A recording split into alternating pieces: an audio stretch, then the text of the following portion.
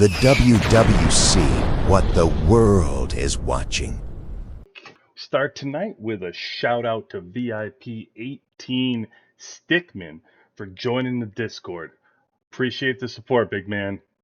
Tonight we are going to get into Hero Growth Battle Pass. Is it worth it? Let's get into it. 600 plus days of last war grinding, battle spawn, lessons learned, strategies mastered. When we talk, you level up. Welcome to the Warzone Wrecking Crew. Welcome into the WWC QB18 here with another week. Let's start off tonight, as you know.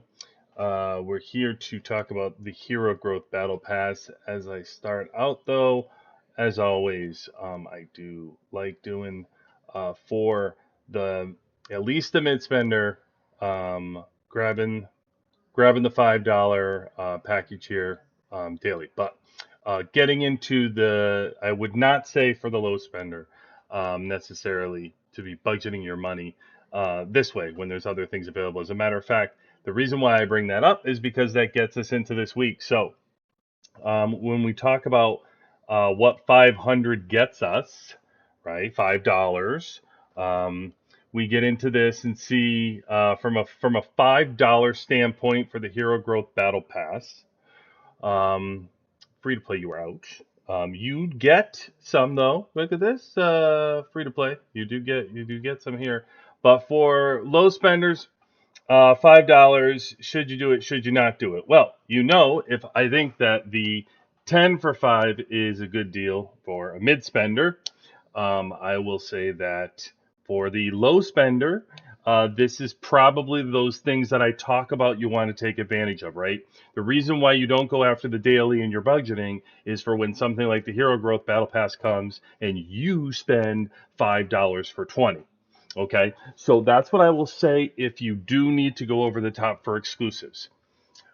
Overall, though, for low spender, and really like even for mid spender, like for exclusives to get this, to spend $5 every day on the daily sale, it's a splurge. It's not a necessary item to grow your squads.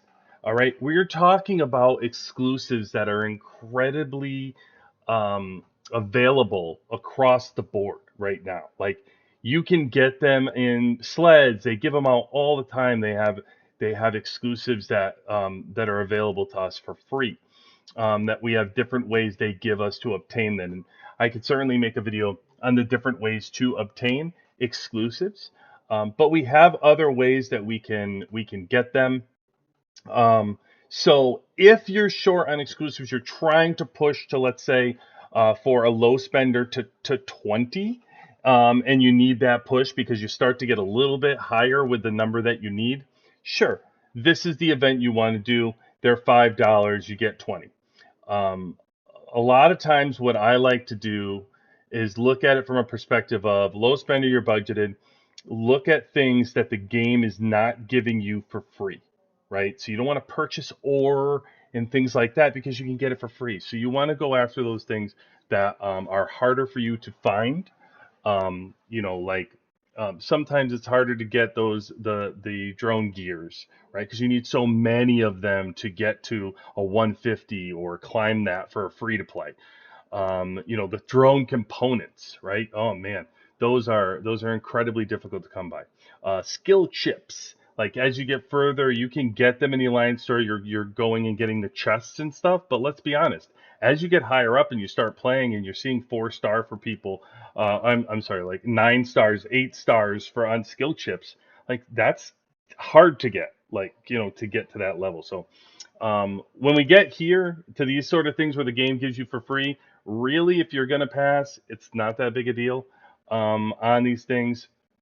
For a mid spender for $5, it should be. High spenders, all day. Like this is an easy one to say.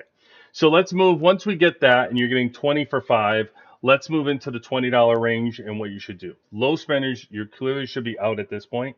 You do get a lot more here for bang for your buck. But low spend is your budgeting, right? So you're talking 25 to 50 a month. You shouldn't just be splurging on something that the game gives you for free like this when you're in 25, 50 for the entire month.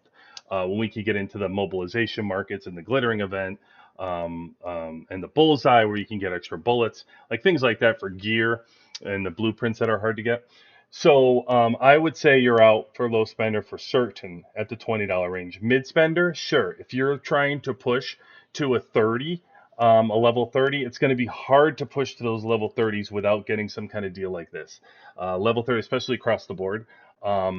It costs 1,000 to go from level 25 to level 30 by itself. So something like this is difficult to get, but if you're budgeting throughout the month, I still say if I was budgeting and my budget was falling between that $50 to $250, I would save for an event. I would save for the bullseye for my gear. I would save for the glittering events, for the mobilization events, things like that. I would rather use my money than to spend it on exclusives, even at the mid-tier level, because you are budgeting. High tier, like 250 to 2K, you're in that range. Yes, go ahead because you want to push 30. You're looking to push the 30 level 30 across your heroes for exclusives, and this is how you're going to get there. That's your advantage of being a high spender is you get to run around with level 30 exclusives across your teams, and other people do not. So I say this is worth it at the $20 range for me when we get to a high spender, for sure. I hope that helps in regards to making your decisions. Try to be as fair as possible, as honest as possible. And with that, we'll keep it short tonight. Everybody, have a good night. QB18 out.